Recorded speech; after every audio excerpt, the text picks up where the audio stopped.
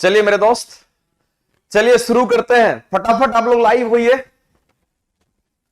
और पहले क्वेश्चन से सारे क्वेश्चन तक हम लोग पहुंचेंगे। साइंस का हम लोग डिस्कशन देखने वाले हैं मेरे दोस्त। तो चलिए शुरुआत करते हैं पहले क्वेश्चन से। पहला क्वेश्चन पहला क्वेश्चन मेरे दोस्त आपके सामने दिख रहा है। ये क्वेश्चन जो है आपका इन्वायरमेंट्स का क्वेश्चन है मेरे दोस्त। ये इन्वायरमेंट का क्वेश्चन है, इसको हम लोग देखते हैं। और ये फेमस क्वेश्चन है, बहुत सारे एग्जाम में ये क्वेश्चन पूछा गया है। और क्या क्या इसके बारे में आपको याद रखना है वो बात मैं आपको लिखा दूंगा। उतना अगर याद रखते हैं तो मॉन्ट्रियल प्रोटोकॉल का कोई भी क्वेश्चन अगर पूछता है तो आपसे बन जाएगा। तो अगर हम बात करेंगे सबसे पहले, तो क्वेश्चन क्या है मेरा, कह रहा है क्वेश्चन में मॉन्ट्रियल प्रोटोकॉल का संबंध किससे है। मॉन्ट्रियल प्रोटोकॉल का संबंध किससे है?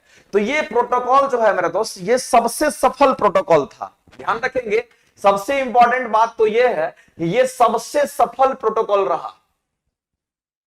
ये सबसे सफल प्रोटोकॉल यही था जिसको हम लोग मॉन्ट्रियल प्रोटोकॉल कहते हैं। ये सबसे सफल प्रोटोकॉल था, इस बात को ध्यान में रखेंगे। अब दूसरी बात है कि अगर मॉन्ट्रियल प्रोटोकॉल के बारे में बात करता है तो इनको एडॉप्ट कब किया गया, क्योंकि इनको लाया क्यों गया और इनको एडॉप्ट क्यों किया, किस लिए किया गया एडॉप्ट, इसके बारे में भी हम लोग चर्चा करेंगे। तो इनका संबंध जहां जहां है हम वो सब बातें आपको मेंशन कर देते हैं। तो प्रोटोकॉल जो है ये मॉन्ट्रियल, ये सबसे सफल प्रोटोकॉल रहा। दूसरा, इनको जो एडॉप्ट किया गया, समझेंगे मेरे दोस्त, इनको जो एडॉप्ट किया गया, यह कब एडॉप्ट किया गया, ये एडॉप्टेड जो है इसका 6 सितंबर, ये 6 सितंबर 1987, 6 सितंबर 1987 ये क्वेश्चंस पूछता है मेरे दोस्त, याद रखना 1987। आपसे पूछेगा कि इनको एडॉप्ट कब किया गया, तो कहेंगे 6 सितंबर 1987 ईस्वी में इनको एडॉप्ट किया गया। अब ध्यान में रखना मेरे दोस्त, यहां पे और भी क्वेश्चंस क्या निकल करके आता है कि 6 सितंबर जो दिखाया गया इसको इंटरनेशनल डे माना जाता है। इसको इंटरनल डे किसके लिए, तो मॉन्ट्रियल प्रोटोकॉल के लिए हम लोग बात करेंगे। नहीं तो पहले अगर हम बात करेंगे, ये इंटरनेशनल डे इसको हम लोग बोलते हैं, इंटरनेशनल डे बोलते हैं, इंटरनेशनल डे। ये इंटरनेशनल डे होगा, किसके लिए इंटरनेशनल डे होगा, तो वो बात आपको ध्यान में रखना है। ये किसके लिए इंटरनेशनल डे होगा, तो कहेंगे ओजोन प्रोटेक्शन के लिए। ध्यान में रखेंगे, O3 के प्रोटेक्शन के लिए, O3 के प्रोटेक्शन के लिए। ओजोन लेयर लिखते तो ज्यादा बेटर रहेगा, ओजोन लेयर के प्रोटेक्शन के लिए इनको लाया गया था। ओजोन लेयर प्रोटेक्शन के लिए, ओजोन लेयर प्रोटेक्शन के लिए, ओजोन लेयर प्रोटेक्शन के लिए इनको लाया गया था। इस प्रोटोकॉल को ध्यान में रखेंगे, यहां पे ozone layer protocol, ozone layer protection के लिए लाया गया था। ध्यान में रखेंगे, यहां पे प्रोटेक्शन के लिए लाया गया था, ओजोन लेयर प्रोटेक्शन के लिए लाया था। यानी कि ओजोन लेयर का क्षय नहीं हो इसलिए इसको लाया गया था, इस बात को ध्यान में रखेंगे। तो अगर क्वेश्चंस को बनाने का कोशिश करिएगा तो आपसे क्वेश्चन बन जाएगा। मॉन्ट्रियल प्रोटोकॉल किसके लिए लाया गया था, तो कहेंगे ओजोन लेयर प्रोटेक्शन के लिए लाया गया था, ओजोन लेयर को सुरक्षित रखने के लिए लाया गया था, ओजोन का जो लेयर है उनको क्षरण से रोकने के लिए लाया गया था। इसका मतलब है कि ओजोन से रिलेटेड आप बात करेंगे तो बी ऑप्शन आपको दिख रखा है। यानी आप आंसर कौन सा करेंगे मेरे दोस्त, कहेंगे बी ऑप्शन आपके राइट होंगे। एक इंपॉर्टेंट चीज तो आपको यह याद रखना है कि इंटरनेशनल डे हम लोग क्यों मनाते हैं, ओजोन लेयर प्रोटेक्शन के लिए मनाते हैं। और दूसरा, यह कब एडॉप्ट किया गया, तो 6 सितंबर 1987 में किया गया। और यह सबसे सफल प्रोटोकॉल था हमारा मॉन्ट्रियल प्रोटोकॉल, इस बात को आप ध्यान में रखेंगे, क्योंकि यहां से मेरे दोस्त क्वेश्चंस निकल करके आता है। ये 2-3 बात आप इससे रिलेटेड ध्यान में रखेंगे। इसके बाद अगर बात करता है यहां पे कि ग्लोबल वार्मिंग को रोकने के लिए, आप मेरे दोस्त जानते हैं ग्रीन हाउस गैसेस को कम करने के लिए क्योटो प्रोटोकॉल लाया गया था। ध्यान में रखेंगे, ग्लोबल वार्मिंग को रोकने के लिए क्योटो प्रोटोकॉल को लाया गया था। और क्योटो प्रोटोकॉल के बारे में भी हम थोड़ा सा यहां पे चर्चा कर देते हैं, क्योंकि ये भी क्वेश्चंस आपसे पूछ सकता है। क्योटो प्रोटोकॉल के बारे में भी हम चर्चा करते हैं। तो क्योटो प्रोटोकॉल किस लिए लाया गया था, तो कहेंगे यह global warming green house gases के लिए, किसके लिए मेरा दोस्त ध्यान में रखेंगे, यह ग्रीन हाउस गैसेस के लिए लाया गया था। इस बात को आप ध्यान में रखना। ग्रीन हाउस गैसेस के जो इमिशन थे, या फिर आप कहेंगे ग्लोबल वार्मिंग को रोकने के लिए, उनके प्रोटेक्शन के लिए, ग्लोबल वार्मिंग को कम करने के लिए लाया गया था क्योटो प्रोटोकॉल। इस बात को आप ध्यान में रखेंगे क्योंकि यहां से क्वेश्चन पूछता है। और दूसरी बात यह है कि इस प्रोटोकॉल को एडॉप्ट कब किया गया, यह भी बात आप ध्यान में रखेंगे। इनको कब एडॉप्ट किया गया, इस बात को भी आपको ध्यान में रखना है। इनको एडॉप्ट किया गया 1997 में, 1997 ईस्वी में इनको क्या कहते हैं, इनको यहां पे एडॉप्ट किया गया। और ग्रीन हाउस गैसेस इमिशन को कम करने के लिए, समझिएगा, इनको इनके इमिशंस को कम करने के लिए, इनके ग्रीन हाउस गैसेस इमिशन को कम करने के लिए लाया गया था। इनको कम करने के लिए लाया गया था, कम करने के लिए ये प्रोटोकॉल लाया गया था। दोनों प्रोटोकॉल आपके लिए इंपॉर्टेंट है, इसको भी आप याद रखेंगे, उसको भी याद रखेंगे। तो मेरे दोस्त, लेकिन मॉन्ट्रियल का रिलेटेड रिलेशन जो है हमारा ओजोन लेयर से है, हम कहेंगे बी आंसर्स हमारे यहां पे करेक्ट होंगे। तो चलिए आगे चलते हैं और अगले क्वेश्चन को देखते हैं मेरा दोस्त क्या कहता है। Sir math, reasoning and science class नहीं होगा सर, यूट्यूब पर बहुत देर से इंतजार करते हैं। चिंटू जी बिल्कुल होगा, मंडे से आपकी क्लासेस, मंडे सुबह में आपकी क्लासेस लाइव होंगी 8 बजे, तो एकदम करना ना भूले। और जो भी चीजें यहां पे हो रही है साइंस का, इसको भी आप नोट करेंगे क्योंकि सबके सब मेरे दोस्त एग्जाम में काम आएगा। इसलिए कोई भी अगर क्लास को अगर पूरा करते हैं तो पूरा देखिए उसको, तभी आपको जाकर के ज्यादा से ज्यादा फायदा होगा, और नोट करने का कोशिश करिए। चलिए मेरे दोस्त अगले क्वेश्चन की तरफ हम लोग बढ़ते हैं और अगला क्वेश्चन देखते हैं क्या कहता है। नेक्स्ट क्वेश्चन तो एकदम सिंपल क्वेश्चन पूछा हुआ है, और क्वेश्चन क्या दे रखा है, कह रहा है कि बादल जो है वायुमंडल में तैरता है। किसके बारे में बात कर रहा है, आपसे बादल के बारे में बात कर रहा है। बादल वायुमंडल में क्यों तैरता है, क्योंकि बादल का जो घनत्व होता है वो बहुत कम होता है, और जिसका भी घनत्व कम होगा मेरे दोस्त, वो हमेशा ऊपर जाने का कोशिश करता है।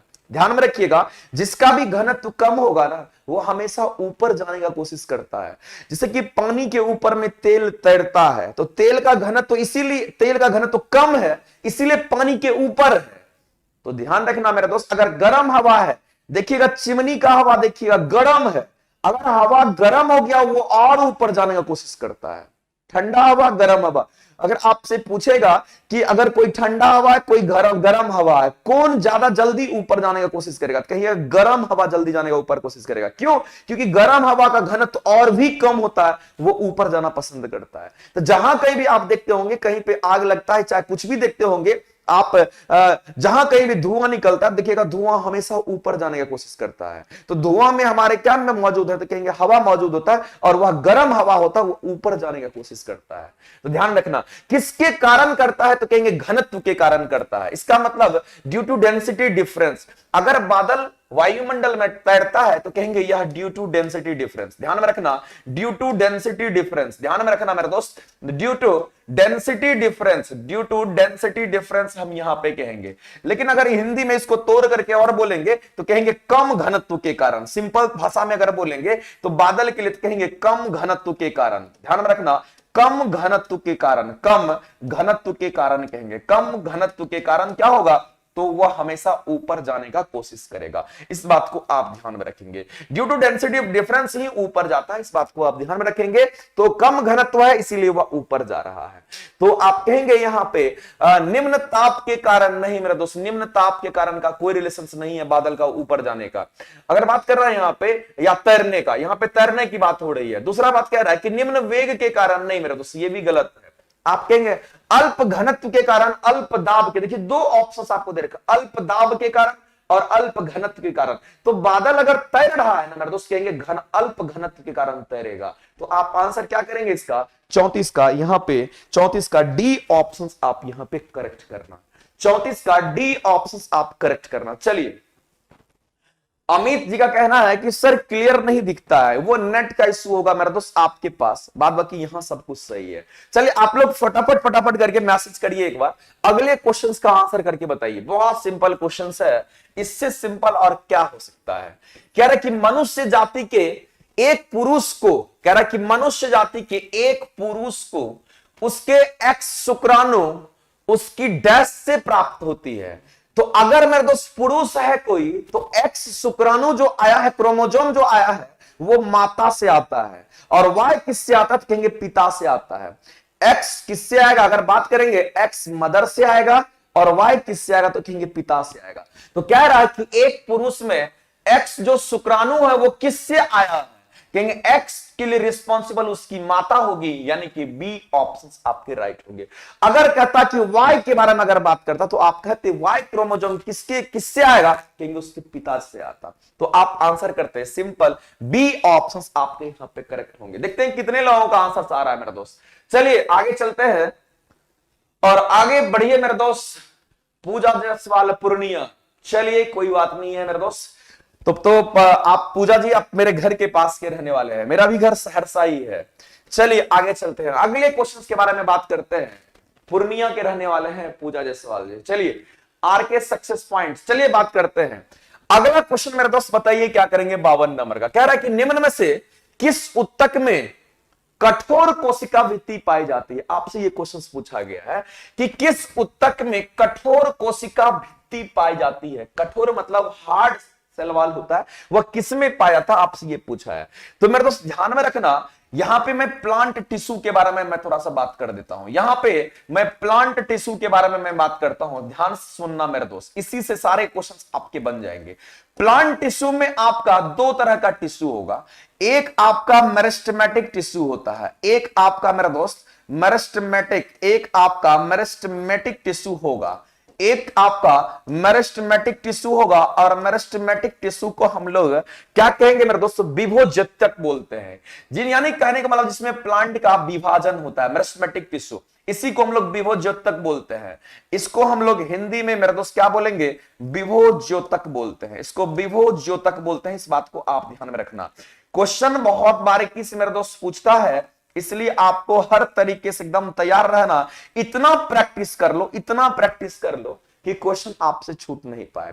अब विभोज्योतक कहने का मतलब जिसमें विभाजन की क्रियाएं होगी। तो मेरिस्टेमेटिक टिश्यू क्या करता है, तो कहेंगे ये विभाजन करके पौधे में वृद्धि करता है। विभाजन करके ये क्या करता है, कहेंगे यह पौधे के वृद्धि में सहायक होता है, या पौधे के वृद्धि में सहायक होता है, पौधे के वृद्धि में सहायक होता है। ध्यान रखना मेरे दोस्त, मेरिस्टेमेटिक टिश्यू क्या करता है, तो कहेंगे यह पौधे की वृद्धि में यह सहायक होता है। अब दूसरा कौन सा होगा, जिसको हम लोग अस्थायी उत्तक बोलते हैं, या फिर इसको हम लोग परमानेंट टिश्यू का नाम देते हैं मेरे दोस्त। दूसरा जो है वह कौन सा होगा, कहेंगे वह हमारा परमानेंट टिश्यू होगा। यह हमारा कैसा टिश्यू होगा, तो कहेंगे यह परमानेंट टिश्यू का। इस बात को ध्यान में रखना है। और परमानेंट टिश्यू को हम लोग क्या कहेंगे, तो इसको हम लोग अस्थायी उत्तक का नाम देते हैं। इसको हम लोग अस्थायी उत्तक का नाम देते हैं, यानी कि परमानेंट टिश्यू है। समझ में आ रहा है मेरे दोस्त। चलिए तो बताइए, वीडियो क्लियरिटी सही नहीं है, ये कहना है दीपक कुमार जी का। चलिए मैं अपने टेक्निकल, मुझे तो यहां से कोई परेशानी नहीं दिख रहा है मेरे दोस्त, पता नहीं, हो सकता है आपका नेटवर्क स्लो होगा जिसकी वजह से ऐसा दिख रहा है। Sir vision is not clear, sir मेरा घर खगड़िया है। चलिए दीपक जी कोई बात नहीं, कहीं घर कहीं रहे, हमारा रिलेशंस बना रहे, बस यही बहुत बड़ी बात होती है। तो चलिए हम लोग बात कर रहे हैं यहां पे कि प्लांट टिश्यू जो पादप उत्तक होता है, जो पादप उत्तक होता है उसके बारे में मैं बात कर रहा हूं। पौधा का जो उत्तक होता है उसके बारे में बात कर रहा हूं।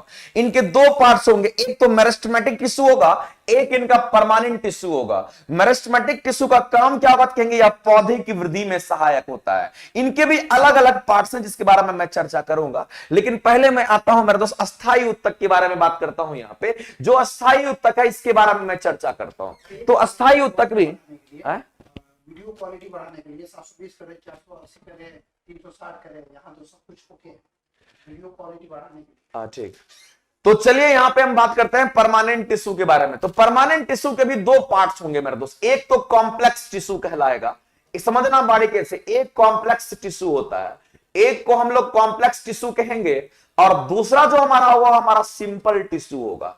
एक कॉम्प्लेक्स टिश्यू होगा और दूसरा जो होगा वो हमारा कैसा होगा, कहेंगे यह हमारा सिंपल टिश्यू होगा। लेकिन नाम से ही पता चलता है मेरे दोस्त, कॉम्प्लेक्स यानी कि जटिल के बारे में बात कर रहा है। कॉम्प्लेक्स टिश्यू जटिल के बारे में बात कर रहा है। तो कॉम्प्लेक्स टिश्यू कौन कौन सा होगा, कहेंगे यह कॉम्प्लेक्स टिश्यू के बारे में बात करेगा तो हम कहेंगे यहां पे एक हमारा जाइलम होगा। ध्यान में रखना मेरे दोस्त, एक तो यहां पे जाइलम होगा, ये कॉम्प्लेक्स टिश्यू है, और दूसरा कौन सा होगा, याद रखना मेरे दोस्त, यह फ्लोएम होगा। एक जाइलम होगा, दूसरा फ्लोएम होगा। लेकिन अगर सिंपल टिश्यू के बारे में बात करता है तो आप कहेंगे यहां पे एक तो पैरेन्काइमा होगा। समझ रहा मेरे दोस्त, एक कौन सा होगा तो कहोगे एक पैरेन्काइमा होगा, और दूसरा कौन सा होगा तो कहोगे मेरे दोस्त यह कोलनकाइमा होगा। समझना मेरी बात को मेरे दोस्त, दूसरा जो होगा वह कौन सा होगा तो कहेंगे कोलनकाइमा होगा, और तीसरे के बारे में बात करेंगे वह कौन सा होगा तो कहेंगे यह स्क्लेरेनकाइमा होगा। यह कैसा होगा मेरे दोस्त, कहेंगे यह स्क्लेरेनकाइमा होगा, स्क्लेरेनकाइमा होगा। तो एक हमारा पैरेन्काइमा होगा, दूसरा हमारा कौन सा होगा, एक हमारा पैरेन्काइमा, दूसरा कोलनकाइमा, और तीसरा हमारा स्क्लेरेनकाइमा होता है।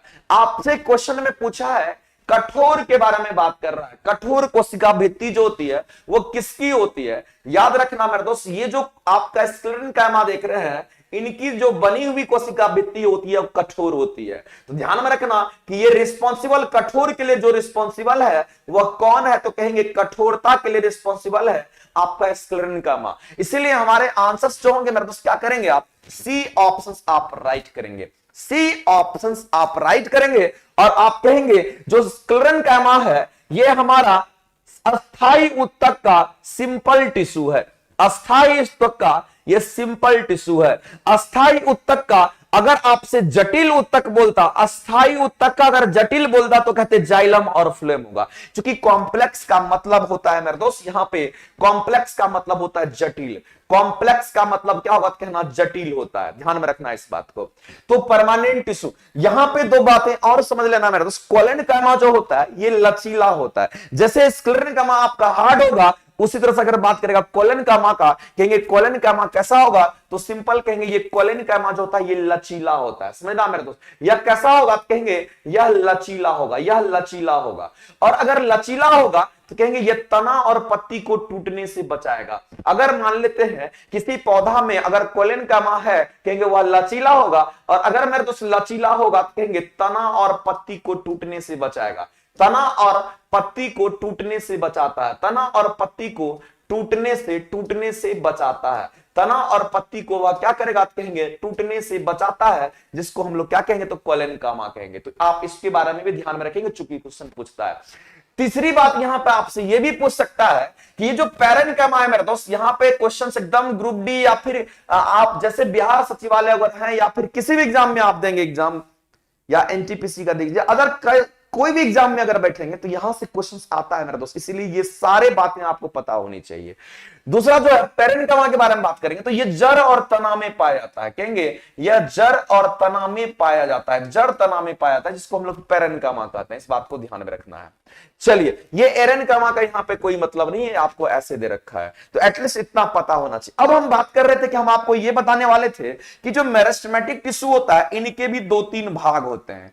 एक को हम लोग एपिकल मेरिस्टेमेटिक टिश्यू बोलते हैं, ध्यान में रखना, एक को हम लोग एपिकल मेरिस्टेमेटिक टिश्यू बोलते हैं, एक को हम लोग एपिकल मेरिस्टेमेटिक टिश्यू बोलते हैं, और दूसरा जो होगा वो हमारा लेटरल होता है, दूसरा जो होगा वो हमारा लेटरल मेरिस्टेमेटिक टिश्यू होता है, ध्यान में रखना। और तीसरा जो होगा मेरे दोस्त यहां पे इंटरकैलरी होता है, तीसरा जो होगा वो हमारा इंटरकैलरी होगा, तीसरा जो होगा वो हमारा इंटरकैलरी टिश्यू होता है। ये मत समझना कि मेरे दोस्त इंग्लिश हिंदी, तो इंग्लिश में ही ऐसे ही क्वेश्चंस आपसे पूछेगा, एपिकल लिख देता है, ध्यान में रखना। तो एपिकल मेरिस्टेमेटिक टिश्यू क्या करता है, जड़ और तना को यह लंबा करता है। लेटरल मेरिस्टेमेटिक टिश्यू क्या करता है मेरे दोस्त, तना को मोटा बनाता है, जड़ तना को मोटा बनाता है, ये मोटा बनाएगा ये लंबा करेगा। इंटरकैलरी टिश्यू क्या करता है मेरे दोस्त समझना, अगर कहीं पे कोई टिश्यू अगर टूट जाता है पौधा का तो साइड से दूसरा टिश्यू निकल जाता है, उसी को हम लोग इंटरकैलरी टिश्यू कहते हैं। तो इतनी बात अगर आपको समझ में आ गई होगी तो यहां से क्वेश्चन एकदम श्योरिटी के साथ आप कह सकते हैं कि क्वेश्चन आएगा। सर जी हम एशिया के सबसे बड़े गांव से हूं, चलिए क्या बात है अतुल कुमार राय जी। चलिए अतुल जी आगे बढ़ते हैं और अगले क्वेश्चन के बारे में बात करते हैं, और अगला क्वेश्चन मेरे दोस्त देखते हैं क्या कहता है। नेक्स्ट क्वेश्चन के ऊपर हम लोग चर्चा करने वाले हैं। इस क्वेश्चन का जो आंसर होना था वो आपको पता चल गया होगा कि स्क्लेरेनकाइमा होगा, चूंकि वो हार्ड होता है। चलिए, और बीज का जो बाहरी आवरण आप देखते होंगे वो स्क्लेरेनकाइमा का ही बना रहता है। जो बीज होता है ना, बीज का जो बाहरी आवरण होगा वो भी स्क्लेरेनकाइमा का बना होता है, वो जो कि काफी हार्ड होता है। चलिए आगे, अगला मेरे दोस्त क्या कह रहा है कि डाल्टन के बारे में बात कर रहा है। तो डाल्टन की जो पद्धति के अनुसार निम्न में से कौन सा कथन कह रहा है मेरे दोस्त, आपको चूज करना है कि कौन सा कथन सही है। तो ध्यान रखेंगे मेरे दोस्त, यहां पे हम लोग शुरू करते हैं। यहां पे क्या कहता है, एक अणु एक परमाणु होना चाहिए था, परमाणु प्रोटॉन इलेक्ट्रॉन से विभाजित योग, अणु दे रखा है इसलिए ये हमारा गलत हो गया। चलो अगला कह रहा है मेरे दोस्त कि समान तत्व के अणुओं के परमाणु द्रव्यमान समान आकार परंतु रासायनिक प्रकृतियां समान नहीं लगा हुआ इसलिए गलत है, समान होना चाहिए था। चलो आगे, तो ये स्टेटमेंट दोनों हमारा रॉन्ग दे रखा है। अगला कह रहा है कि समान तत्वों के अणु का परमाणु द्रव्यमान अलग अलग होता, अलग नहीं होगा, समान होगा। समान तत्व के समान तत्व होगा तो उनके अणुओं और परमाणु द्रव्यमान क्या होंगे, अणुओं का परमाणु द्रव्यमान आपका समान होना चाहिए, तो वहां अलग दे रखा है इसलिए वो क्रॉस कर दिए। इसका मतलब है कि तीनों स्टेटमेंट अगर गलत है तो चौथा स्टेटमेंट हमारा राइट होगा, क्योंकि कह रहा है कि परमाणु पदार्थ के अविभाज्य कण होते हैं, अति सूक्ष्म अविभाज्य कण माने जाते हैं, जो कि आपका राइट है। ये किसके स्टेटमेंट के हिसाब से, तो कहेंगे डाल्टन के स्टेटमेंट के हिसाब से। डाल्टन ने अपना एटॉमिक थ्योरी जो दिया था, याद रखेंगे, इन्होंने अपना एटॉमिक थ्योरी जो दिया था मेरे दोस्त, याद रखना, इन्होंने अपना एटॉमिक थ्योरी जो दिया था या कब दिया था, तो कहना मेरे दोस्त, यह 1808 ईस्वी में दिया था। इस बात को भी आप ध्यान में रखेंगे। चलिए नेक्स्ट अगला क्वेश्चन देखते हैं मेरे दोस्त, क्या कहता है कि यौगिक कंपाउंड्स के बारे में बात कर रहा है। यौगिक जल में सबसे कम विलय। हम यौगिक किसको कहते हैं, अगर दो एलिमेंट से ज्यादा मिलकर के कंपाउंड बनाता है तो उसको हम लोग यौगिक कहते हैं। यानी कहने का मतलब है मेरे दोस्त कि अगर मान लेते हैं H2O हो गया, हाइड्रोजन है तो वो एक एलिमेंट है, ऑक्सीजन है तो वो एक एलिमेंट है, लेकिन अगर हाइड्रोजन ऑक्सीजन से अगर मिल गया कहेंगे वो एक यौगिक का निर्माण कर देता है। अमोनिया में नाइट्रोजन है, हाइड्रोजन है, अगर सिंपली नाइट्रोजन है तो कहेंगे एलिमेंट है, अगर सिंपली हाइड्रोजन है तो कहेंगे वो एलिमेंट्स है, लेकिन अगर दोनों को मिला देंगे NH3 हो जाएगा तो कहेंगे वो अमोनिया हमारा कंपाउंड होगा, यानी कि यौगिक होगा। अब बात करते हैं मेरे दोस्त, कह रहा है कि यौगिक जो जल में सबसे कम विलय होगा, तो जल में जो सबसे कम विलय होगा, याद रखना मेरे दोस्त, जो जल में सबसे कम विलय होगा उसके लिए क्या क्या रीजन हो सकता है। तो सबसे पहला पॉइंट आप ये कहना कि जितना ज्यादा कार्बन होगा उतना ही कम विलय होता है। याद रखना, जितना ज्यादा कार्बन होगा, कार्बन परसेंटेज जितना ज्यादा होगा या जितना ज्यादा कार्बन होगा उतना ही विलय क्या होगा, जल में विलय कम होगा। ध्यान में रखना, उतना ही विलय क्या होगा, तो कहीं कम होगा। दूसरी बात ध्यान में रखना, अगर मेरे दोस्त अल्कोहल ग्रुप का है, अल्कोहल ग्रुप का है, अगर मेरे दोस्त OH ग्रुप का है, अल्कोहल ग्रुप का है, ध्यान में रखना, अगर अल्कोहल ग्रुप का है, ध्यान में रखना, अगर अल्कोहल ग्रुप का है, अगर अल्कोहल ग्रुप का है तो यह जल में विलय होता है, यह जल में विलय होता है। तो यहां पे देखिए आपको एथेनॉल दिख रहा है, तो यह भी आपका अल्कोहल ग्रुप का है, तो अल्कोहल ग्रुप का ज्यादा विलय होगा, ज्यादा विलय होगा। मैं विलय के बारे में बात कर रहा हूं, ये मैं विलय के बारे में, जिसका जल में सबसे कम विलय होने के लिए अल्कोहल ग्रुप का होना। आप ऐसे नहीं तो इस स्टेटमेंट को यहां से हटा दीजिए, ये ज्यादा आपको नहीं तो डिस्ट्रैक्ट करेगा। आप ऐसे समझना मेरे दोस्त, ज्यादा सही रहेगा। मैं जो आपको कह रहा हूं बस इस हिसाब से समझना, बस आपको इस हिसाब से समझना है कि जिसमें कार्बन ज्यादा होगा उसके बारे में सोचेंगे, या फिर हम सबका कंपाउंड्स बना करके आपको बताएं तो ज्यादा मेरे हिसाब से हमको लगता है कि आप उस चीज को ज्यादा ग्रैब कर पाएंगे, और मैं वहीं पे चर्चा कर दूंगा इस बात का। इस बात को ध्यान में रखना मेरे दोस्त। अगर मैं बात करूं 54 नंबर जो क्वेश्चंस आपको दे रखा है, तो आपको कि सर फिनॉल का जो स्ट्रक्चर होता है वो कैसा होता है, समझिएगा। फिनॉल का जो स्ट्रक्चर होता है वो कैसा होगा, तो कहेंगे C6H5OH होता है, ये हमारा फिनॉल का स्ट्रक्चर है। इसी तरह से अगर आपसे बेंजीन के बारे में बात कर लेता है तो बेंजीन का जो स्ट्रक्चर होता है वो क्या होगा, तो कहेंगे C6H6 आपका बेंजीन का स्ट्रक्चर होगा, बेंजीन का ये स्ट्रक्चर होगा। इसके बाद अगर बात करता है मेरे दोस्त यहां पे इथेनॉल, एथेनॉल के बारे में अगर बात करता है तो ये हमारा होता है C2H5OH हो जाएगा। नेक्स्ट के बारे में बात करेंगे तो हमारा बेंजोइक एसिड दे रखा है, कहेंगे बेंजोइक एसिड का जो सूत्र होता है वो हमारा क्या होगा, तो कहेंगे ये हमारा C6H5COOH होता है। ध्यान रखना मेरे दोस्त। तो इन सब में आप क्या देख रहे हैं, इन सब में आप देख रहे हैं OH ग्रुप, OH ग्रुप लगा हुआ है, इसमें भी आप देख रहे हैं OH ग्रुप लगा हुआ है। इसका मतलब जिसमें OH ग्रुप होगा वो ज्यादा विलय होता है। इसमें OH ग्रुप नहीं है तो ये कम विलय होगा, इसीलिए हम आंसर क्या करेंगे, तो बी आंसर राइट करेंगे। सब में कार्बन की संख्या, यहां पे कार्बन देखिए इसमें भी बराबर है, इसमें भी बराबर है, इसमें भी बराबर है, लेकिन इसमें तो कम है, कम होगा कार्बन तो ज्यादा विलय होगा, तो ये तो हो ही नहीं सकता था।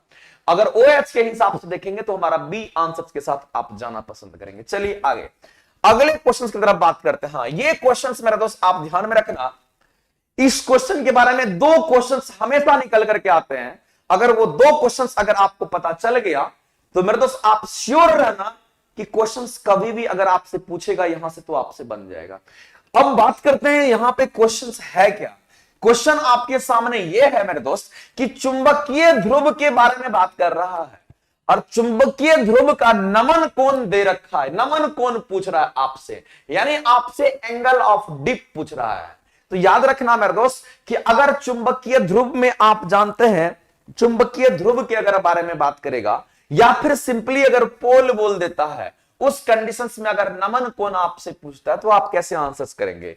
याद रखना मेरे दोस्त, अगर आपसे ध्रुव के बारे में पूछता है कि ध्रुव के लिए एंगल ऑफ डिप कितना होता है, समझना मेरे दोस्त, अगर ध्रुव के लिए अगर नमन कोण पूछता एंगल ऑफ डिप कितना होता है तो कहेंगे एंगल ऑफ डिप जो होगा ध्रुव के लिए वो आप बोलना मेरे दोस्त 90 डिग्री होगा।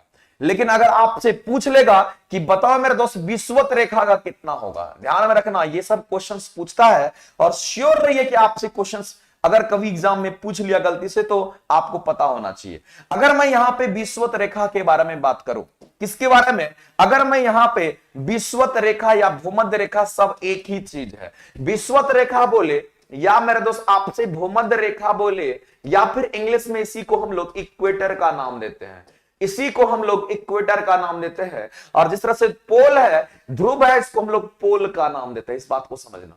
तो आपसे अगर विषुवत रेखा पर एंगल ऑफ डिप पूछता है, यहां पे अगर आपसे एंगल ऑफ अगर डिप पूछता है तो आप आंसर करना मेरे दोस्त कि एंगल ऑफ डिप जो होगा यहां पे, इस बात को समझना मेरे दोस्त, यहां पे आंसर करना एंगल ऑफ डिप जो होगा यह आपका 0 डिग्री होगा। तो यहां पे आपसे ध्रुव के बारे में बात कर रहा था, इसीलिए आंसर्स करेंगे ध्रुव के लिए 90 डिग्री होगा और इक्वेटर के लिए हम लोग 0 डिग्री यूज करते हैं। याद रखना इस बात को। और हमेशा इसका मेजरमेंट, ये एंगल का जो मेजरमेंट लेते हैं, ये हमारा पृथ्वी है, ये हमारा पृथ्वी है। आप जानते हैं कि हमारा पृथ्वी जो है थोड़ा चपटा हुआ आकार का है, यानी कि हमारे पृथ्वी, हम लोग इसको स्फीयर मान के चलते हैं, हमारा पृथ्वी थोड़ा चपटा हुआ आकार का है। तो अगर हम बात करेंगे तो ये हमारे लिए पोल होता है और ये हमारे लिए इक्वेटर होता है।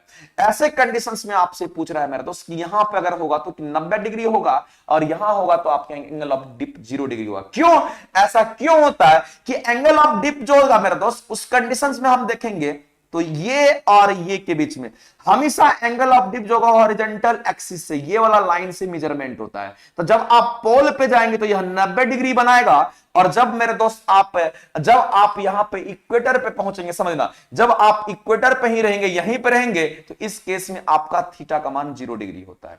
तो एंगल ऑफ डिप जो होगा वो आपका क्षैतिज से पोल के बीच का एंगल और क्षैतिज से इक्वेटर के बीच का एंगल ही देता है एंगल ऑफ डिप। तो जो पूछेगा उसके हिसाब से आप आंसर्स करना, एकदम श्योरिटी के साथ आपके आंसर्स बन के आ जाएंगे। चलो आगे, अगला मेरे पास क्वेश्चन है, बताइए 56 नंबर क्वेश्चन का आप आंसर क्या करेंगे। मैं आपके आंसर्स का वेट कर रहा हूं मेरे दोस्त। चलिए एक बार आंसर्स करके बताइए कि इस क्वेश्चन का आप आंसर क्या करेंगे। पूजा जायसवाल पूर्णिया, नहीं, विषुवत रेखा पे 180 नहीं होगा मेरे दोस्त, 0 डिग्री होगा। जो मैंने बताया है उसी कंसेप्ट से चलना, आपके आंसर्स एकदम करेक्ट होंगे। चलो यहां बात करते हैं 56 का। 56 में जो क्वेश्चन दे रखा है इसके बारे में बताइए कि हल्दी के पौधे का खाने लायक हिस्सा कौन सा होगा। यानी कि आपसे कह रहा है कि जो हल्दी है उनसे उनका जो खाने वाला एडिबल पार्ट जो था, जो खाने वाला हिस्सा होगा वह कौन सा होगा। खाने लायक जो हिस्सा होगा, जो खाने वाला हिस्सा होता है वह कौन सा होगा। आपके पास जड़ दे रखा है, फ्रूट दे रखा है, प्रकंद दे रखा है और कंद दे रखा है। मैं सबके बारे में आपको बता दूंगा और ध्यान रखना मेरे दोस्त, आपसे क्वेश्चंस बनेंगे। प्रकंद हम लोग किसको बोलते हैं, राइजोम को हम लोग प्रकंद बोलते हैं। किसको बोलेंगे, तो राइजोम को हम लोग प्रकंद बोलते हैं। हम लोग राइजोम को क्या बोलते हैं, तो प्रकंद बोलते हैं। याद रखना मेरे दोस्त, किसको बोलेंगे तो कहेंगे राइजोम को हम लोग प्रकंद बोलते हैं। तो राइजोम हम लोग किसका खाते हैं, ध्यान में रखना। अगर आपसे पूछ लेगा कि राइजोम हम लोग किसका खाते हैं, तो कहना मेरे दोस्त कि हम लोग गिंजर का खाते हैं। गिंजर का मतलब हो गया मेरे दोस्त, यहां पे आप अदरक के बारे में बात कर रहे हो। अदरक का हम लोग क्या खाते हैं, तो कहेंगे राइजोम खाते हैं। इसके बाद अगर बात करेगा मेरे दोस्त गिंजर के बारे में अगर बात करेगा आपसे, तो कहेंगे टर्मरिक के बारे में बात करेंगे। टर्मरिक के बारे में बात करेंगे, टर्मरिक के बारे में बात करेंगे, जिसको आप हल्दी बोलते हैं, जिसको आप हल्दी बोलते हैं, इसका भी हम लोग राइजोम खाते हैं। और राइजोम जो है ये मॉडिफाइड नाम है। राइजोम कैसा नाम है, तो कहेंगे यह मॉडिफाइड नाम है। किसका, वो भी पता होना चाहिए। कहेंगे राइजोम जो है यह मॉडिफाइड नाम है, यह मॉडिफाइड नाम है, ध्यान में रखना, यह मॉडिफाइड नाम है। किसका, तो कहना यह तना का, तना का यह मॉडिफाइड नाम है। ध्यान रखना मेरे दोस्त, स्टेम का यह मॉडिफाइड नाम होता है, इस बात को पता हो, इस बात को पता रखिएगा और क्वेश्चंस को सॉल्व करिएगा। तो आपसे पूछा था हल्दी, तो हल्दी का जो खाने वाला भाग होगा वह कौन सा होगा, कहेंगे राइजोम होगा, यानी कि प्रकंद होगा। बी आंसर्स मेरे दोस्त आपके करेक्ट होंगे। लेकिन आते हैं दूसरे के बारे में बात करते हैं। जैसे आपको जड़ के बारे में दे रखा है, तो जड़ हम लोग किसका खाते हैं, तो जितने भी गाजर मूली वगैरह आप लोग यूज करते हैं, गाजर हो गया, मूली हो गया मेरे दोस्त, गाजर मूली सलजम वगैरह इसी में आ जाएगा। आपका सलजम हो गया, तो गाजर मूली सलजम का हम लोग जड़ खाते हैं, ध्यान में रखना। अगर मेरे दोस्त बात करता है फल हम लोग किसका खाते हैं, तो कहेंगे फल हम लोग जो खाते हैं मेरे दोस्त, जिसका ओवरी से विकास होता है उसका फल खाते हैं। तो हम लोग कहेंगे फल किसका खाएंगे, तो हम लोग यहां पे कहेंगे गेहूं का भी हम लोग फल खाते हैं। अगर मेरे दोस्त आपसे बात कर लेता है टमाटर के बारे में, तो कहना टमाटर का भी हम लोग फल खाते हैं। और ये फेमस क्वेश्चन से ये पूछता है कि टमाटर का हम क्या खाते हैं, को कहना कि टमाटर का हम लोग क्या खाते हैं मेरे दोस्त, तो कहना फल खाते हैं। इसी तरह से गेहूं हो गया, टमाटर हो गया, बाजरा के बारे में अगर आप बात करेंगे, तो बाजरा का भी हम लोग क्या खाएंगे, तो कहेंगे फल खाएंगे। इसी तरह से अगर आपसे बैगन के बारे में बात करता है, बैगन का हम लोग क्या खाते हैं, तो कहेंगे फल खाते हैं। चलिए आगे चलते हैं, और अगला हमारा है मेरे दोस्त, इसी में आपका कंद के बारे में बात कर रहा है। तो कंद का इंग्लिश मीनिंग क्या होता है, इसके बारे में चर्चा करते हैं पहले, कि कंद को हम लोग क्या बोलते हैं। कंद का जो इंग्लिश मीनिंग होता है वो होता है ट्यूबर होता है मेरे दोस्त, इसको हम लोग ट्यूबर बोलते हैं, TUBER, और ये भी मॉडिफाइड नाम है। लेकिन ट्यूबर हम लोग किसका खाएंगे, तो कहना मेरे दोस्त ये पोटैटो का खाते हैं। ये किसका खाएंगे, तो आप कहेंगे पोटैटो, यानी कि हम लोग आलू का खाते हैं, इस बात को ध्यान में रखना।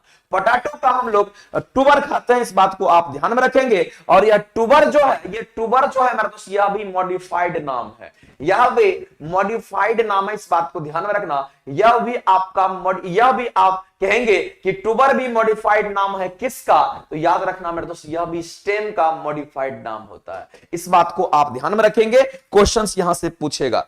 एक और होता है जिसके बारे में मैं आपको मेंशन कर देता हूं, चूंकि मेरे दोस्त क्वेश्चंस आपसे पूछेगा तो आपसे छूटना नहीं चाहिए।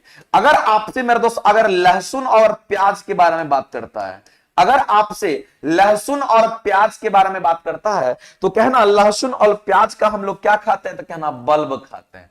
हम लोग क्या खाते हैं इसका, तो कहना बल्ब खाते हैं, ध्यान में रखना इस बात को। तो इतने सारे इंफॉर्मेशन है मेरे दोस्त, सबको कलेक्ट कीजिए, आपके सारे के सारे आपके काम का है।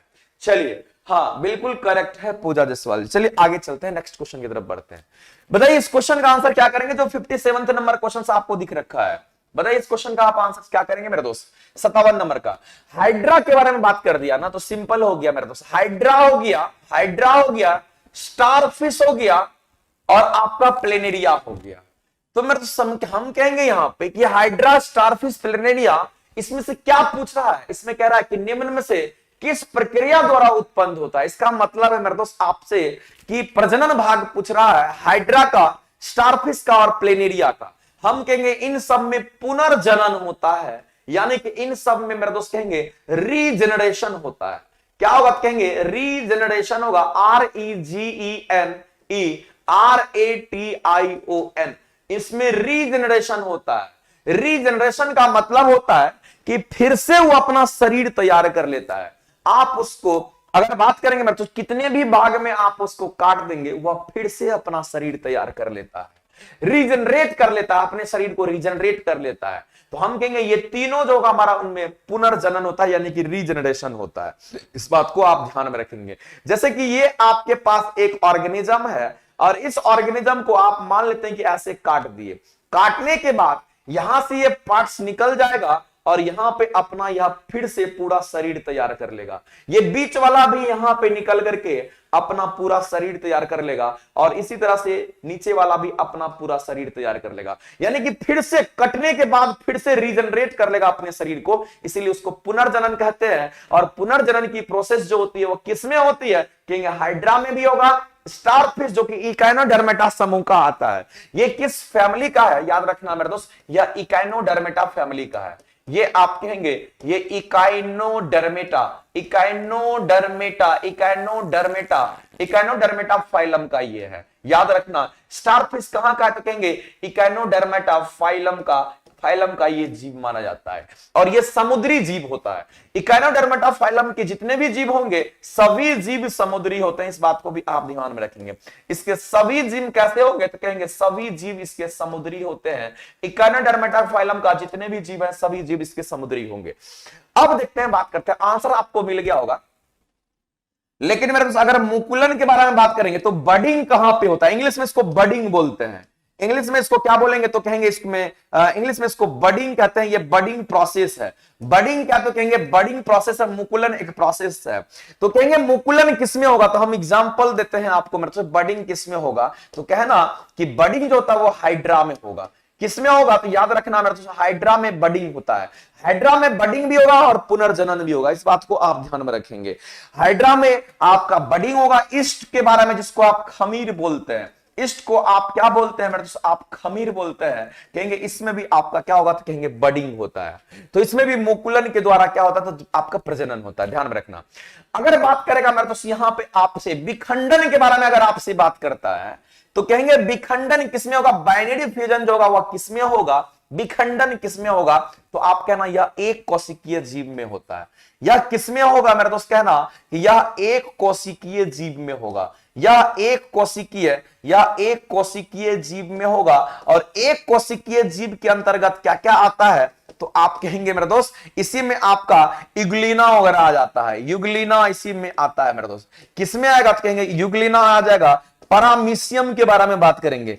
परामीशियम के बारे में बात करेंगे। परामीशियम जो है वो भी आपका इसी कैटेगरी में आता है, इस बात को आप ध्यान में रखेंगे।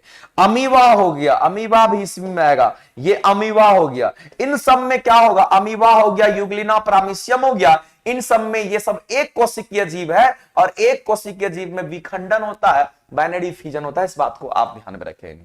अब चलते हैं मेरे दोस्तों नेक्स्ट जो क्वेश्चन आपको दे रखा है इसके बारे में हम लोग, नेक्स्ट जो ऑप्शन दे रखा है इसके बारे में हम लोग समझते हैं। बीजाणु द्वारा जो जनन होता है वह किसमें होगा? तो कहेंगे बीजाणु द्वारा जो जनन होगा, स्पोर फॉर्मेशन, जो स्पोर के द्वारा जो प्रजनन होता है, जनन होता है, वह किसमें होगा? तो कहेंगे ये टेरिडोफाइटा में होता है। समझना मेरे दोस्त, यह किसमें होगा? कहना यह टेरिडोफाइटा में होता है। यह टेरिडोफाइटा में होता है, इसको आप ध्यान में रखेंगे। चलिए आगे चलते हैं। इतने सारे इंफॉर्मेशन के बाद नेक्स्ट क्वेश्चन की तरफ हम लोग बढ़ते हैं और अगला क्वेश्चन मेरे दोस्त देखते हैं क्या कहता है, समझिएगा। नेक्स्ट क्वेश्चन आपके सामने है। ये भी क्वेश्चंस आपका एकदम कॉन्सेप्ट बेसिस है। अगर कॉन्सेप्ट है तो आंसर्स एक ही बार में आएगा, अगर कॉन्सेप्ट नहीं है तो दिन भर में भी आपके आंसर्स नहीं आएंगे, इस बात को ध्यान में रखें। सर जी एनटीपीसी रेलवे का टेस्ट लिया है, साइंस का 4 टेस्ट हुआ है और टेस्ट ऐड अपलोड करवा दीजिए। बिल्कुल करवा देंगे मेरे दोस्त। और जितने लोग प्रिपरेशन कर रहे हैं मेरे दोस्त किसी भी एग्जाम के लिए, अभी मेरे साइंस का टेस्ट का डिस्कशन अभी चल रहा है। साइंस का 25 क्वेश्चंस का, वो भी खूबसूरत एक्सप्लेनेशंस के साथ आपको डेली डिस्कशन आपको मिलेगा। टेस्ट दीजिएगा, डिस्कशन होगा। आप जब टेस्ट देंगे तो आपको पता चलेगा कि आप कितने पानी में हैं, और जब डिस्कशन में भाग लेंगे तो आप देखेंगे 25 क्वेश्चन से आप 100 क्वेश्चंस का एक्युमुलेशन ले पाते हैं। अगर किन्हीं को मेरे दोस्त हमको लगता है कि लोगों को करना चाहिए, अगर करेंगे तो आपके हित की बात होगी, क्योंकि फीस बहुत कम है और पढ़ना ही तो है। जितना दिन मेहनत करते हैं जबरदस्त तरीके से कीजिए, और एक बार अगर आपके पास एक्युमुलेशन नॉलेज हो जाएगा तो एग्जाम आपके क्लिक हो जाएंगे। बस और बस मेरे दोस्त, वो टेस्ट जो है आपका the platform app play store से डाउनलोड करेंगे, वहां से आप उसको परचेज करेंगे और डेली बेसिस पे आप टेस्ट दे सकते हैं। अभी 3-4 टेस्ट ही हुआ है, आप वहां से कंटिन्यू करेंगे। आपको जब मन करेगा तब आप वीडियो देख सकते हैं डिस्कशन का, उसके लिए कोई परेशानी नहीं है। आपके लिए बहुत अच्छी सुविधा है, लेकिन उसको करना चाहिए। करेंगे तो बहुत ज्यादा फायदा होगा, और बहुत लोग उसको करते भी हैं। चलिए यहां पे इस क्वेश्चन का आप आंसर करिए। साइंस का आपको वहां से भी कोई परेशानी नहीं रहेगी, तो इसमें जो सचिव वाले बच्चे हैं उनको भी करना चाहिए, क्योंकि साइंस से क्वेश्चंस बन के कहां से आएगा, कहीं ऊपर से थोड़ी आता है मेरे दोस्त। क्वेश्चंस तो आपके यही सब रहते हैं, बशर्ते कि आपका प्रिपरेशन होना चाहिए। चलिए कहते हैं अगला क्वेश्चन क्या कहता है मेरे दोस्त, वे पदार्थ क्या कहलाते हैं जिनमें रेडियंट हीट गुजर पाए, जिसमें से रेडियंट हीट गुजर पाए। इसका मतलब है मेरे दोस्त जिससे आप कहेंगे कि रेडिएशन के थ्रू जिसमें उष्मा का संचरण हो पाए, जिसमें रेडिएशन के थ्रू, ध्यान में रखना, जिसमें रेडिएशन विकिरण के थ्रू, यहां पे रेडियंट हीट कहने का मतलब है, रेडियंट हीट कहने का मतलब समझना मेरे दोस्त, अगर आपसे रेडियंट हीट के बारे में बात कर रहा है, रेडियंट हीट गुजरना का मतलब हो गया कि रेडियंट हीट ट्रांसफर हो गया मेरे दोस्त। ये हीट नहीं हुआ, कहेंगे यह हीट ट्रांसफर हो गया। और रेडियंट हीट ट्रांसफर कहने का मतलब है कि आप विकिरण के माध्यम से समझेंगे, या किसके माध्यम से समझेंगे, कहेंगे यह विकिरण विधि द्वारा होगा, क्योंकि रेडिएशन जो होगा वो हमारा विकिरण विधि द्वारा, रेडिएशन को हम लोग विकिरण कहते हैं। तो विकिरण के द्वारा जो उष्मा संचरण होगा, विकिरण के द्वारा जो उष्मा संचरण होगा उसके बारे में मैं बात कर रहा हूं। विकिरण के द्वारा जो उष्मा संचरण होगा मैं उसकी बात कर रहा हूं। अब क्वेश्चंस पे आते हैं, कहते हैं कि वह पदार्थ क्या कहलाते हैं मेरे दोस्त। 58 नंबर क्वेश्चंस को आप देखेंगे, वह पदार्थ क्या कहलाते हैं, वह पदार्थ क्या कहलाता है जिसमें रेडियंट हीट गुजर सके। आपके पास दे रखा है एथर मेनस दे रखा है, और ट्रांसपेरेंट पारदर्शी दे रखा है, और डायाथर्मस दे रखा है, और ट्रांसलूसेंट दे रखा है। सोच करके आप आंसर करना मेरे दोस्त। आपके आंसर्स क्या आना चाहिए, कहेंगे बी आंसर करेक्ट होना चाहिए। क्यों मेरे दोस्त, मैं आपको एक्सप्लेन करने जा रहा हूं, समझना। अगर आपसे बात करता है मेरे दोस्त, यहां पे अगर आपसे बात करता है डायाथर्मस के बारे में, तो कहेंगे डायाथर्मस वाल होता है, ये डायाथर्मिक वाल होता है। इस वाल से हीट का ट्रांसफर हो जाता है, लेकिन किसी मास का ट्रांसफर नहीं होगा। इससे उष्मा तो संचरित हो जाएगा, लेकिन उससे कोई मटेरियल बाहर नहीं जा पाएगा। ये मान लेते हैं कि हमारे घर में एक वाल है और अंदर में बहुत गर्मी है, तो हीट बाहर चला जाएगा एनर्जी के फॉर्म में, लेकिन इस रूम में अगर मान लेते पूरा सामान भर देंगे तो इस दीवार से वह क्रॉस नहीं कर पाएगा। इसी वाल को हम लोग डायाथर्मिक वाल कहते हैं। सिंपल है, डायाथर्मिक वाल हम उसको कहेंगे जिसमें उष्मा का तो संचरण हो जाएगा, समझना मेरे दोस्त, जिसमें उष्मा का तो संचरण हो जाएगा, उष्मा संचरण तो हो जाएगा, लेकिन मेरे दोस्त यहां पे कहेंगे लेकिन द्रव्यमान संचरण नहीं होगा, लेकिन द्रव्यमान का संचरण यहां से नहीं होगा, लेकिन यहां से द्रव्यमान का संचरण नहीं होगा, लेकिन कहेंगे द्रव्यमान का संचरण नहीं होगा। इसको हम लोग क्या कहेंगे, तो डायाथर्मिक वाल कहेंगे। तो रेडियंट हीट जो आपको मिलता है, तो उस रेडियंट हीट में आपको एनर्जी उष्मा का संचरण होता है, और उष्मा का संचरण हमारा डायाथर्मिक में ही हो सकता है। बाद बाकी यहां जो आपको दे रखा है इसमें आपका उष्मा संचरण की बात नहीं होती है। लेकिन ये सब क्या है उसके बारे में हम मटेरियल के बारे में चर्चा करेंगे। तो कहेंगे इसमें उष्मा संचरण हो जाएगा, इसीलिए हमारे आंसर्स यही होंगे, लेकिन याद रखना उसमें द्रव्यमान का संचरण नहीं होता है। अब बात करते हैं मेरे दोस्त, यहां पे आपको दे रखा है ट्रांसपेरेंट, इंग्लिश वर्ड है ट्रांसपेरेंट, और हिंदी में इसी को पारदर्शी बोलते हैं। हम ट्रांसपेरेंट और पारदर्शी उसको बोलेंगे जिससे सन की लाइट आर पार हो जाती है, जो आपको आर पार दिखता है, आप देखिएगा तो आर पार दिखाई दे देगा, उसको ट्रांसपेरेंट कहते हैं। जैसे पियर्स साबुन वगैरह जो देखते होंगे, देखिएगा तो आर पार आपको नजर आएगा, थोड़ा धुंधला होता है लेकिन नजर आता है, पारदर्शी होता है। तो वैसे ही के बारे में बात कर रहा हूं मेरे दोस्त, जिसमें देखने से आपको आर पार दिखाई देता है वह पारदर्शी होगा। सिंपल बात है, यानी कि ट्रांसपेरेंट हम उसको बोलेंगे जिससे लाइट क्या होगा, आर पार हो जाएगा। सिंपल भाषा में समझिएगा, जिससे प्रकाश आर पार हो जाए। प्रकाश क्या हो जाएगा, कहेंगे प्रकाश आर पार हो जाए, प्रकाश जो होगा आर पार हो जाए, और प्रकाश जो है आर पार हो जाए उसको हम लोग ट्रांसपेरेंट कहते हैं। इसी में एक और आता है जिससे आर पार हो जाए, इसी में आता है एक नॉन ट्रांसपेरेंट, एक आएगा मेरे दोस्त नॉन ट्रांसपेरेंट। समझना, नॉन ट्रांसपेरेंट के बारे में बात कर रहे हैं, नॉन ट्रांसपेरेंट के बारे में बात कर रहे हैं। तो नॉन ट्रांसपेरेंट हम उसको बोलते हैं जिससे प्रकाश आर पार नहीं होगा। इसमें प्रकाश आर पार हो रहा था, इसमें मेरे दोस्त कहेंगे प्रकाश आर पार नहीं होगा, इसमें प्रकाश आर पार नहीं होगा, इसमें प्रकाश आर पार नहीं होगा। यहां पे एक टर्म मेरे दोस्त दे रखा है, उसके बारे में मैं चर्चा करूंगा। टर्म आपको क्या दे रखा है, आपको यहां पे टर्म दे रखा है ट्रांसलूसेंट के बारे में दे रखा है। तो ट्रांसलूसेंट हम उसको बोलते हैं कि जिससे कुछ प्रकाश तो आर पार हो जाता है, लेकिन कुछ प्रकाश को वह मटेरियल जो ट्रांसलूसेंट है वह एब्जॉर्ब कर लेता है, या कुछ ही प्रकाश को आर पार होने देता है। कुछ ही प्रकाश को, ध्यान में रखना, कुछ ही प्रकाश को आर पार होने देगा, कुछ ही प्रकाश को आर पार होने देता है, और कुछ को क्या करता है, वह एब्जॉर्ब कर लेता है, जिसको हम लोग ट्रांसलूसेंट कहते हैं। ध्यान में रखना बेटा, कुछ को ही आर पार होने देगा और सबको क्या करेगा, एब्जॉर्ब कर लेता है, अपने पास रख लेगा, उसको ट्रांसलूसेंट मटेरियल कहते हैं। ट्रांसपेरेंट हम उसको कहेंगे जिससे प्रकाश आर पार हो जाएगा, उसको हम लोग ट्रांसपेरेंट और पारदर्शी कहेंगे। और आपका अपारदर्शी जो होगा, नॉन ट्रांसपेरेंट को आप हिंदी में कहेंगे अपारदर्शी, इसको आप अपारदर्शी का नाम बोलेंगे, अपारदर्शी जिससे प्रकाश आर पार नहीं होगा, ध्यान में रखना। और डायाथर्मस हो गया जिससे उष्मा का संचरण होगा लेकिन द्रव्यमान का संचरण नहीं होगा। जस्ट इसी का जस्ट उल्टा जो था वो एथरमेनस होता है। तो इसमें उष्मा का संचरण हो रहा है, इसमें नहीं होगा, इसमें मास का संचरण नहीं हो रहा था, इसमें होगा, याद रखना मेरे दोस्त। चलो आगे चलते हैं नेक्स्ट क्वेश्चन के। अगला क्वेश्चन 59 कह रहा है कि यंत्रों को बाहरी मैग्नेटिक फील्ड से, समझिएगा मेरे, तो अच्छा क्वेश्चन है ये आपके लिए। कह रहा है कि कोई भी यंत्र है, कोई भी इंस्ट्रूमेंट है, उसको बाहरी मैग्नेटिक फील्ड से बचाने के लिए किस आवरण का प्रयोग किया जाता है उस पर। बताइए इस क्वेश्चन का आंसर मेरे दोस्त, आप क्या करेंगे? फटाफट इस क्वेश्चन का आंसर बताइए मेरे दोस्त, क्या करेंगे इस क्वेश्चन का। ओपेक बॉडी मेरे दोस्त, ओपेक बॉडी की अगर बात करेंगे तो ओपेक बॉडी वह बॉडी होता है जो पूरा का पूरा एब्जॉर्ब कर लेता है, उसको ओपेक बॉडी कहते हैं, ध्यान में रखना। चलिए आगे बात करते हैं, इस क्वेश्चन के बारे में बताइए। बहुत स्लो पढ़ा रहे हैं, चलिए थोड़ा फास्ट कर देते हैं, कोई दिक्कत नहीं है। यंत्रों को बाहरी मैग्नेटिक फील्ड से बचाने के लिए किस आवरण का प्रयोग करते हैं? तो मेरे दोस्त याद रखना, हमारे पास एक मैग्नेट है, और मैग्नेट में आप जानते हैं एक नॉर्थ पोल और एक साउथ पोल होता है, एक नॉर्थ पोल एक साउथ पोल होगा। मान लेते हैं ये मैग्नेट है, तो अपना इसका एक मैग्नेटिक फील्ड होगा, जहां तक इसका शक्ति होगा वहां तक के बारे में बात कर रहा हूं।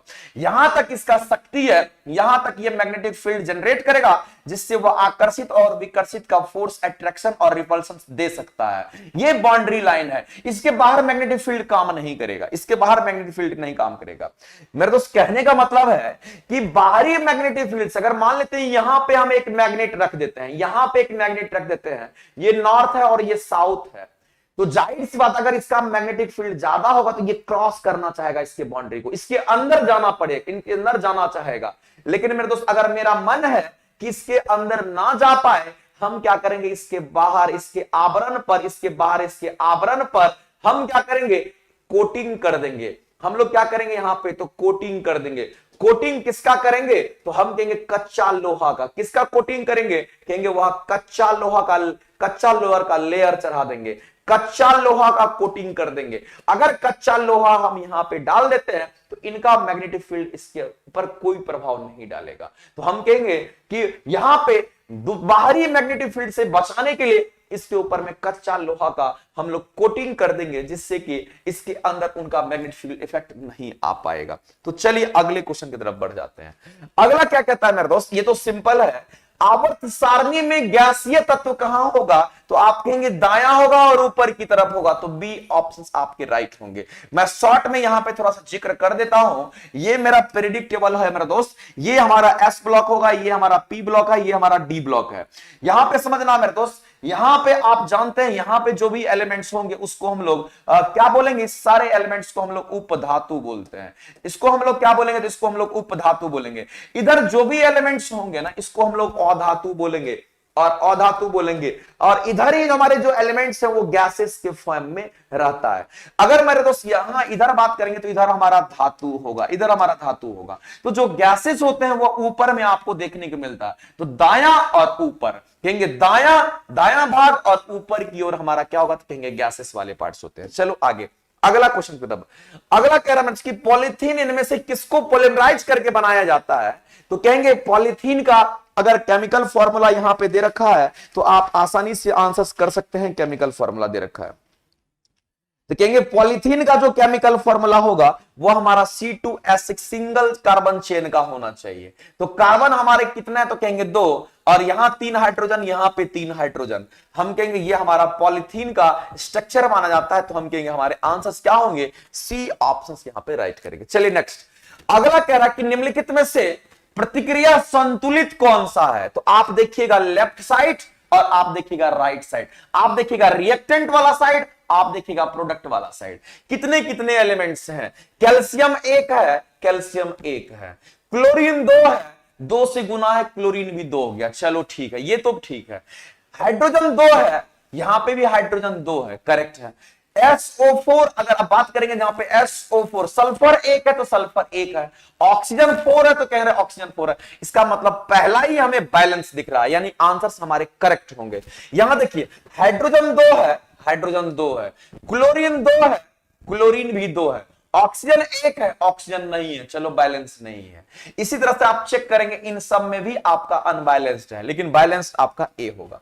चलो अगला कह रहा है कि गैसियस समीकरण पीवी इक्वल टू जो एनआरटी होता है मेरा दोस्त, आप जानते हैं कि पीवी इक्वल टू आप एनआरटी पढ़ते हैं, तो पीवी इक्वल टू एनआरटी जो इक्वेशंस होता है, कहेंगे यह आदर्श गैस का इक्वेशंस होगा, यह आदर्श गैस का इक्वेशंस होता है, इस बात को ध्यान में रखना। पीवी इक्वल टू एनआरटी बोले याद रखना मेरे दोस्त, या फिर P इक्वल टू आपसे रो RT बोले मेरे दोस्त याद रखना, ये भी हमारा आदर्श गैस का ही इक्वेशन है, यहीं से ये डेवलप होता है।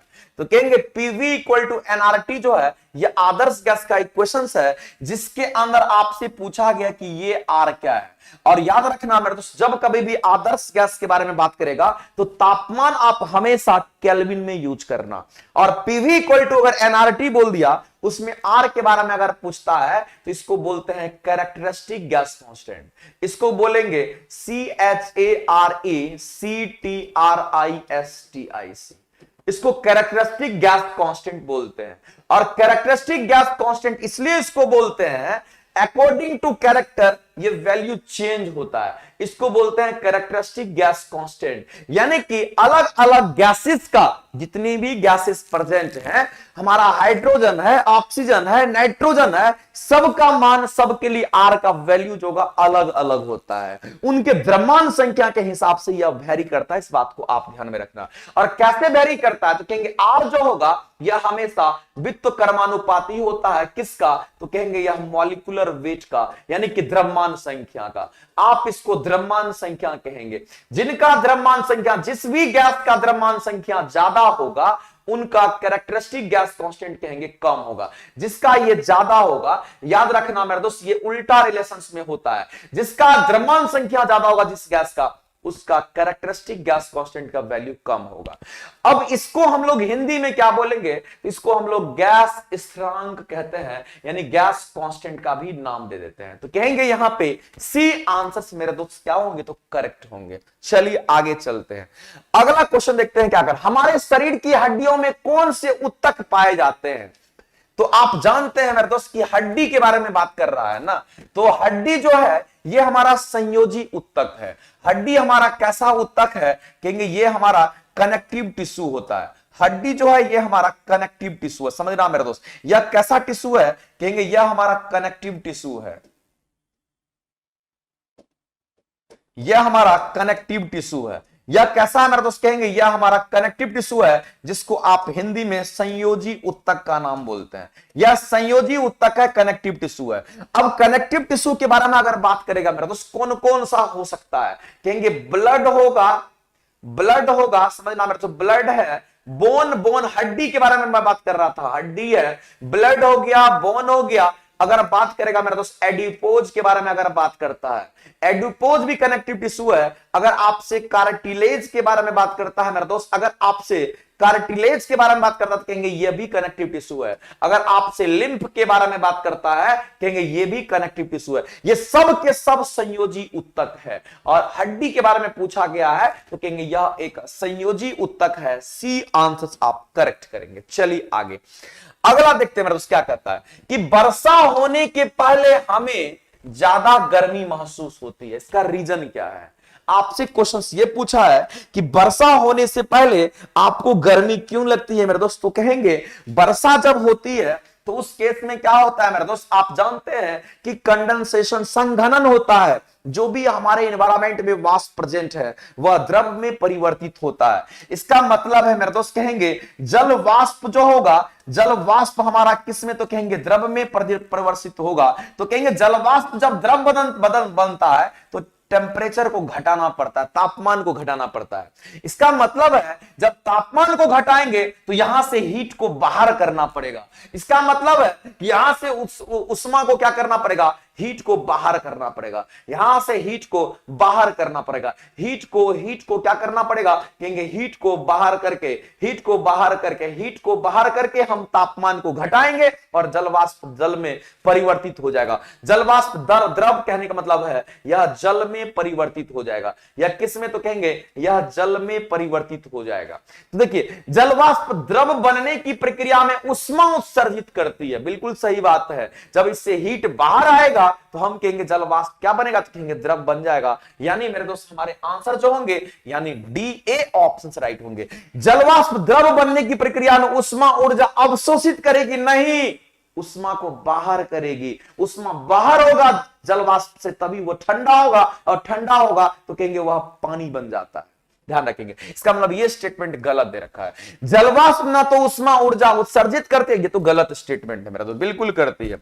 जलवाष्प अणु एक दूसरे से टकराते हैं नहीं मेरा दोस्त, एक दूसरे से काफी दूर पे रहते हैं। तो बात करते हैं, चलिए आगे अगला क्वेश्चन के बारे में बात करते हैं। नेक्स्ट क्या कहता है, ऑक्सीकरण की वह प्रक्रिया जिसमें क्या होगा, तो कहेंगे ऑक्सीजन का तो अनुपात बढ़ जाता है, करेक्ट है।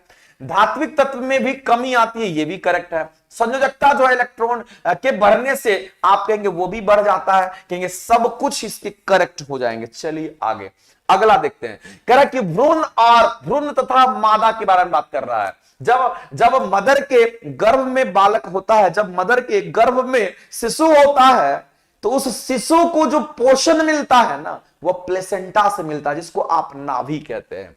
अगर मां के गर्भ में बच्चा होता है तो उनको जो पोषण मिलता है वह किससे मिलता है, तो कहेंगे प्लेसेंटा से मिलता है, यानी कि नाभि से मिलता है। इसी नाभि से, जिसको प्लेसेंटा बोलते हैं, तो कहेंगे प्लेसेंटा से क्या बोलेंगे, शिशु को मेरे दोस्त क्या कहेंगे, सिंपल तौर पे प्लेसेंटा से क्या कहेंगे, तो शिशु को पोषण प्रदान होता है, पोषण मिलता है। ध्यान में रखना, पोषण मिलता है। तो आपसे क्या पूछा था, भ्रूण तथा मादा के बीच में अनुनिश्चय संबंध स्थापित करता है, तो ये हमारा नाभि करता है, प्लेसेंटा करेगा। तो हम कहेंगे यहां पे ए ऑप्शन हमारा क्या होगा, तो राइट होगा। ये देखिए भ्रूण से बनने के पहले की बात है, ये तीनों। गर्भाशय जो होगा ये आप जानते हैं मेरे दोस्त, गर्भाशय यूटेरस है, और यूटेरस जो होता है ये फीमेल के अंदर यूटेरस होता है। जहां पे भ्रूण जो है, भ्रूण से बच्चा तैयार होता है, बच्चा बड़ा होता है। और युग्मनज को हम लोग इंग्लिश में बोलते हैं जायगोट बोलते हैं, इसको हम लोग जायगोट बोलते हैं। जहां पे स्पर्म और ओवम मिलता है तो वहां पे जायगोट का निर्माण होता है। कब, तो कहेंगे पहले निषेचन की क्रिया होगी, फिर जाकर के वह जायगोट बनाता है, और जायगोट बनाने के बाद वह फिर से क्या करता है, तो भ्रूण में डेवलप होता है। और भ्रूण कहां पे, तो कहेंगे गर्भाशय में, फिर बच्चा बन के आगे बढ़ जाता है, और फिर जाकर के उनका डिलीवरी होता है। चलिए आगे अगला क्वेश्चन कह रहा है कि निम्न में से कौन सी विद्युत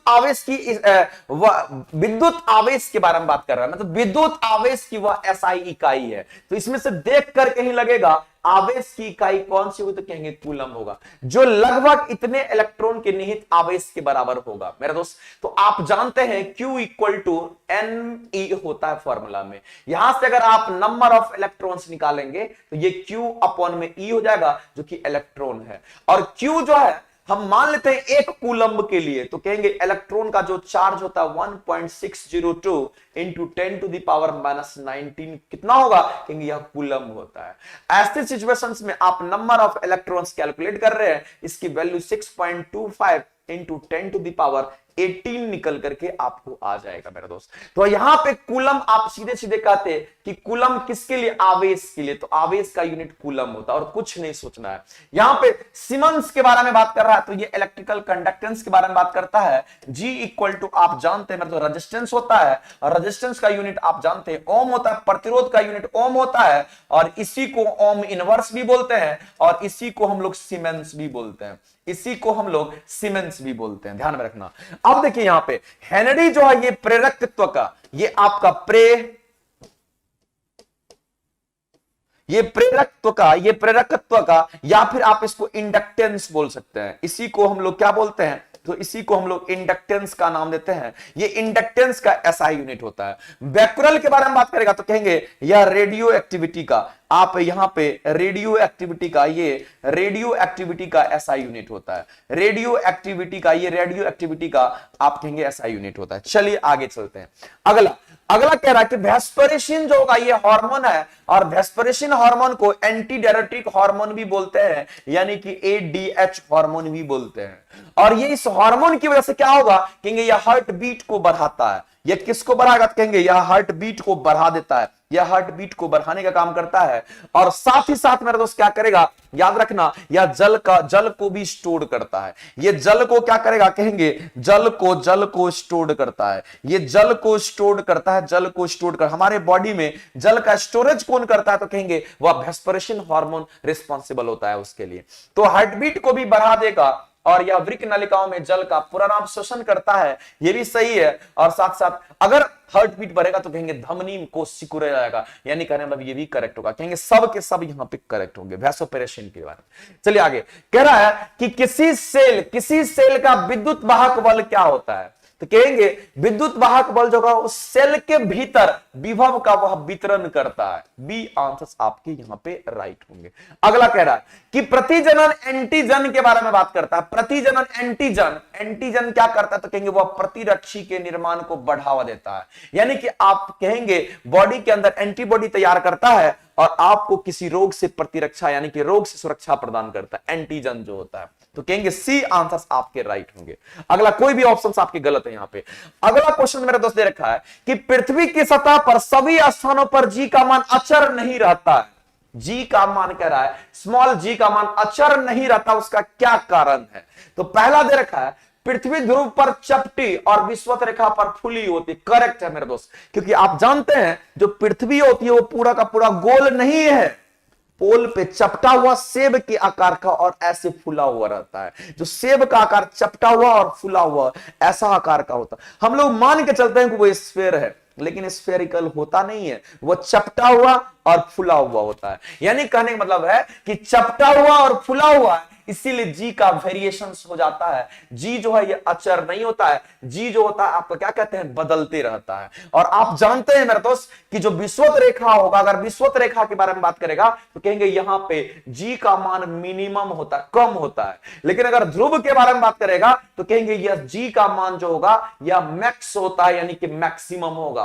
और इसकी वैल्यू कितनी होगी, कहेंगे 9.8 मीटर पर सेकंड स्क्वायर। आप याद रखेंगे ये सबसे ज्यादा वैल्यू ध्रुव पर होता है, इस बात को आप ध्यान में रखेंगे। पृथ्वी के केंद्र पर जी का मान कितना होगा, कहेंगे 0 हो जाएगा। पृथ्वी की सतह से आप ऊपर जाएंगे तो जी का मान घटेगा। पृथ्वी की सतह से अंदर गहराई में जाएंगे, उसके केंद्र की तरफ जाएंगे तो फिर भी घटेगा। याद रखना मेरे, अगर विषुवत रेखा से पोल पे जाएंगे तो जी का मान बढ़ेगा, पोल से विषुवत रेखा पे आएंगे तो जी का मान घटेगा। इतने तरह के क्वेश्चंस निकल के आते हैं, इसको जरूर कर लेना, यहां से क्वेश्चंस पूछे जाते हैं। चलिए अगला क्वेश्चन मेरा दोस्त दे रखा है कि अल्कोहल श्रेणी यौगिक, तो अल्कोहल के लिए हम लोग OH ग्रुप फंक्शनल ग्रुप लगाते हैं, यानी कि आपका आंसर क्या होगा, तो कहेंगे बी। 74 नंबर में क्या कहता है कि निम्न से किसके हृदय में 4 गो चेंबर होता है। तो याद रखना मेरे दोस्त जितने भी स्तनधारी हैं, याद रखना जितने भी स्तनधारी और पक्षी वर्ग को आप रख लो। स्तनधारी और पक्षी वर्ग के बारे में बात कर रहा हूं यहाँ पे, स्तनधारी और मेरे दोस्त यहाँ पे पक्षी वर्ग के बारे में बात कर रहा हूं। तो स्तनधारी और पक्षी वर्ग के जो हार्ट चेंबर होते हैं वो कितने होते हैं, याद रखना मेरे दोस्त 4 हार्ट चेंबर होगा।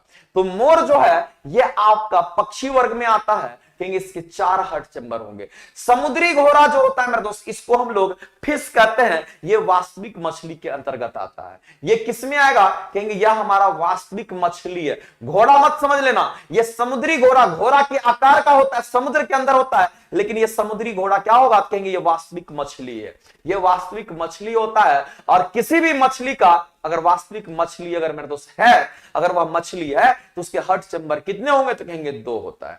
यहां पे भी मछली है, हर्ट का चैम्बर कितना होगा, तो कहना मेरे दोस्त 2 होता है।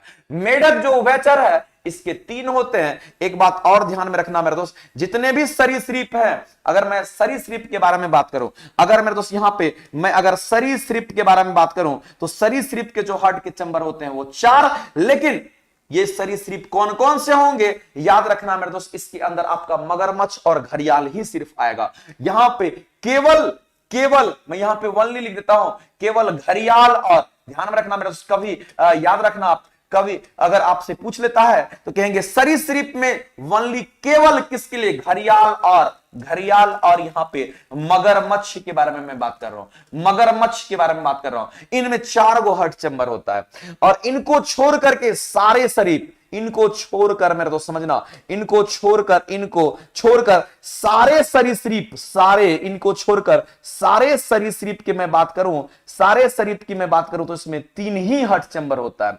तो सरीसृप में ये एक्सेप्शंस है, घड़ियाल और मगरमच्छ जिसमें 4 होता है, एक फॉल्स चैम्बर होता है। लेकिन इसको छोड़ करके जितने भी आपके सरीसृप हैं वो सब के सब में 3 हर्ट चैम्बर होता है। चलो आगे, अगला क्वेश्चन 75 क्या कहता है, निम्न में से किसका उपयोग खाद्य उद्योग के केक, तो आप जानते हैं मेरे दोस्त, केक जो हमारे यहां बनता है, माफिन और कुकीज के बारे में, जितने भी पाव रोटी वगैरह खाते हैं, केक खाते हैं, देखते होंगे बहुत फुला हुआ भी और सॉफ्ट होता है। क्यों, क्योंकि उसके अंदर बेकिंग सोडा डाला जाता है, और बेकिंग सोडा को हम लोग क्या कहते हैं, सोडियम बाइकार्बोनेट कहते हैं। बेकिंग सोडा को हम लोग क्या कहते हैं मेरे दोस्त, कहेंगे बेकिंग सोडा को हम लोग क्या कहेंगे, तो सोडियम बाइकार्बोनेट कहते हैं। और बेकिंग सोडा क्या करता है, कहेंगे या सॉफ्ट बना देता है, या क्या करता है उसको, तो कहेंगे सॉफ्ट बना देता है, यानी कि मुलायम बना देता है। तो आप कहेंगे इसीलिए वहां पे उसमें डाला जाता है। चलिए 75 के बाद चलिए नेक्स्ट क्वेश्चन जो है आपका 75 खत्म हो गया।